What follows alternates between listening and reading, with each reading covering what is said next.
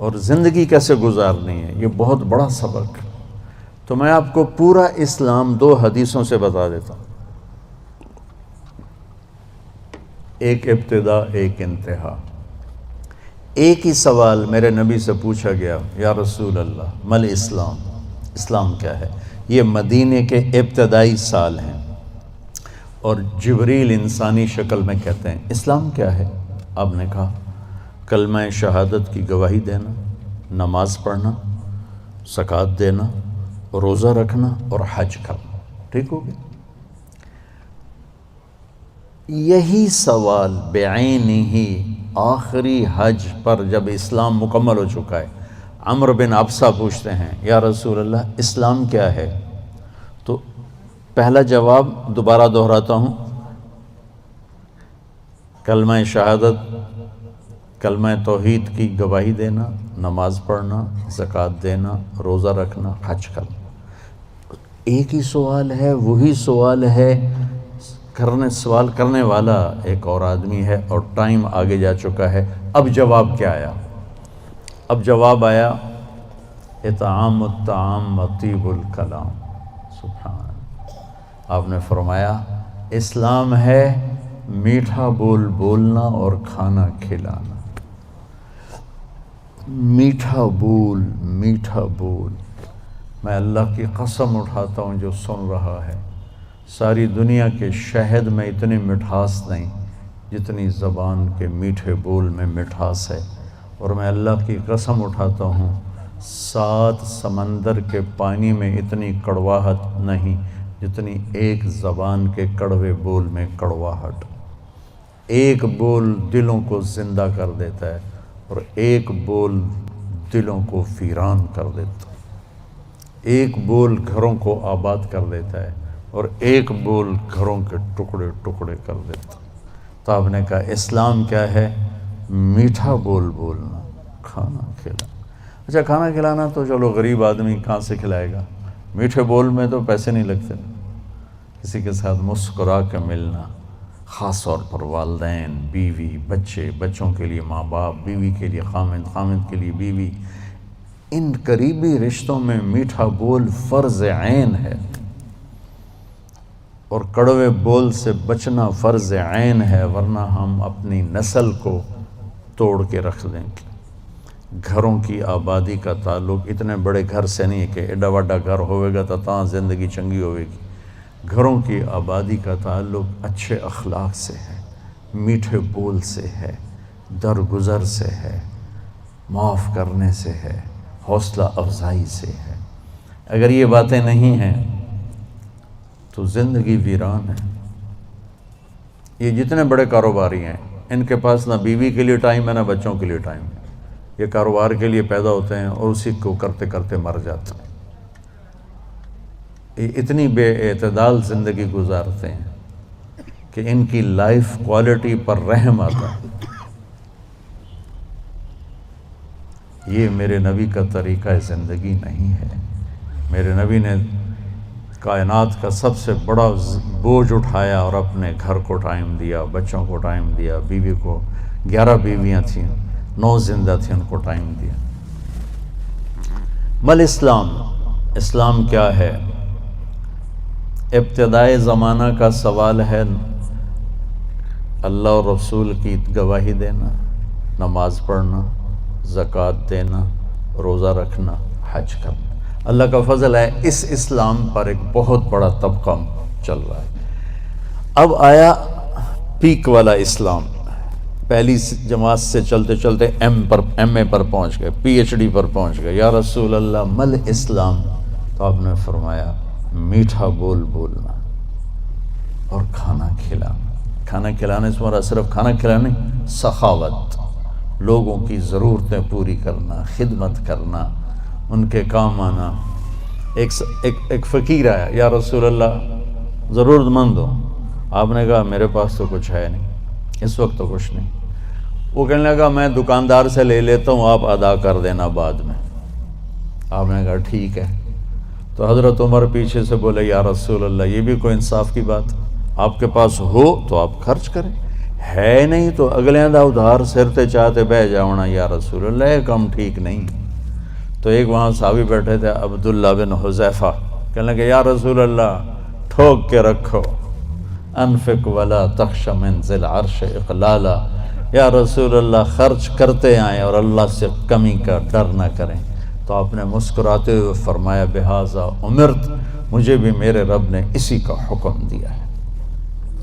اللہ کو سخی سے پیار ہے، بخیل سے نفرت۔ تو جب اللہ ناراض ہوتا ہے تو پیسہ بخیلوں کو دے دیتا ہے اور حکومت نکموں کو دے دیتا ہے اور بارشیں بے وقت کر دیتا ہے۔ موسیٰ علیہ السلام نے پوچھا یا اللہ ہمیں کیسے پتہ چلے گا کہ تو ناراض ہے؟ کوئی کمیونیکیشن تو ہے نہیں، تو کیسے پتہ چلے گا تو ناراض ہے؟ تو اللہ نے کہا امطر علیہم ابان حصادہم وامنعہ ابان زرعہم۔ موسیٰ پہلی نشانی میری ناراضگی کی، بارشیں بے وقت ہوں گی، موقع پہ نہیں کروں گا، بے موقع کروں گا۔ اجعل ملک فی صفحائہم، حکومت بے وقوف لوگوں کو دوں گا، والمال فی بخلائہم، اور پیسہ بخیلوں کو دوں گا۔ ایک بخیل کا بھی دادا ہوتا ہے، اس کو کہتے ہیں عربی میں شحیح۔ بخیل ہوتا ہے جو کسی پہ خرچ نہ کرے اور تھوڑا بہت اپنے اوپر ضرور لگاتا رہے، اور شحیح وہ قسمت کا مارا ہوتا ہے جو صرف گننے کا مزہ لیتا ہے اور گن گن کے قبر چڑھ جاتا ہے تو آپ بھوکے دا بھوکا رہ جاتا ہے، نہ بچوں کو دیتا ہے، نہ بیوی کو دیتا ہے، نہ کم بخت نہ اپنے اوپر لگاتا، صرف گننے کے مزے لیتا رہتا ہے۔ کروڑ ہو گیا، 1 ارب ہو گیا، 1 بلین ہو گیا، 1 ٹریلین ہو گیا، پیچھے کون کس کا نصیب ہے۔ موسیٰ علیہ السلام نے پوچھا اچھا یا اللہ جب تو راضی ہوتا ہے تو پھر کیا نشانی؟ تو اللہ تعالیٰ نے فرمایا امطر علیہم ابان زرعہم وامنعہ ابان حصادہم۔ موسیٰ جب بارش کی ضرورت ہوتی ہے تو کر دیتا ہوں، جب نہیں ہوتی تو روک لیتا ہوں۔ وَأَجْعَلُ الْمُلْكَ فِي حُلَمَائِهِمْ، اور حکومت سمجھدار لوگوں کو دیتا ہوں۔ وَالْمَالَ فِي سُمَحَائِهِمْ، اور پیسہ سخیوں کو دیتا ہوں جو لوگوں پہ خرچ کرتے ہیں، لوگوں کی ضرورتوں کو خیال کرتے ہیں، اپنے سامنے کھانے رکھنے سے پہلے ان گھروں کو بھی سوچتے ہیں جہاں چولہا نہیں جل رہا، اپنی بیٹی کے ہاتھ پیلے کرنے سے پہلے ان بیٹیوں کو سوچتے ہیں جن کے بالوں میں چاندی آ گئی اور ان کے ماں باپ ان کو رخصت کرنے کے لیے کچھ نہیں ہاتھ میں رکھا۔ امام زین العابدین کا انتقال ہوا تو ان کو غسل دینے لگے تو ان کی کمر پہ نشان تھے بوریاں اٹھانے کی، بوریاں۔ تو وہ غسل دینے والے بڑے حیران ہوئے کہ حضرت امام زین العابدین تو شاہی زندگی گزار، اللہ نے بہت رزق دیا۔ تو ان کے انتقال کے بعد پتہ چلا کہ 100 گھروں کا خرچہ اٹھایا ہوا تھا اور بوریاں بھر بھر کے خود اپنی کمر پہ اٹھا کے مدینے میں ان کے گھروں میں پھینک کے آ جاتے تھے۔ موت کے بعد لوگوں کو پتہ چلا کہ ہم پہ خرچ کرنے والا کون تھا، زندگی میں کسی کو پتہ ہی نہیں چلا کہ ہمارے خرچے کون اٹھا رہا ہے۔ سبحان۔ تو بھائیو بہنوں، اسلام کیا ہے؟ اسلام کی انتہا کیا ہے؟ میٹھا بول بولنا، کھانا کھلانا، یعنی سخاوت، سخی ہونا۔ اللہ کو سخی سے پیار ہے چاہے نافرمان ہو، بخیل سے نفرت ہے چاہے تہجد گزار ہو۔ پھر پہلے زمانے کی طرف لوٹتے ہیں۔ جبریل نے سوال کیا یا رسول اللہ مل ایمان، ایمان کیا ہے؟ تو اب آپ نے ابتدائے اسلام کو سامنے رکھ کر کہا اللہ کو ماننا، فرشتوں کو ماننا، کتابوں کو ماننا، رسولوں کو ماننا، موت کے بعد کی زندگی کو ماننا، ان تؤمن باللہ وملائکتہ وکتبہ ورسلہ وبالبعث بعد الموت۔ یہی سوال 10 سال کے بعد ایک شخص کرتا ہے یا رسول اللہ مل ایمان، ایمان کیا ہے؟ تو اب جواب دینے والے میرے محبوب ہیں اور آپ ایک جواب دے چکے ہیں، لیکن اب اسلام مکمل ہو چکا ہے، تو اب آخری درجے کی بات فرماتے ہیں، ایمان ہے الصبر والسماحہ، معاف کرنا اور صبر کرنا۔ سبحان اللہ، کیا ایمان کیا ہے؟ صبر کرنا اور معاف کرنا۔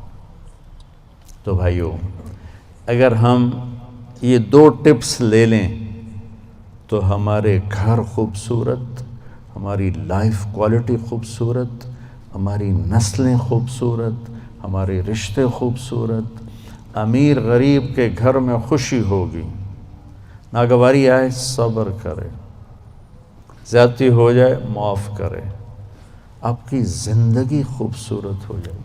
یہ 2 چیزیں جو میرے نبی نے بتائی ہیں کہ لائف کوالٹی کو خوبصورت بنانے کے لیے۔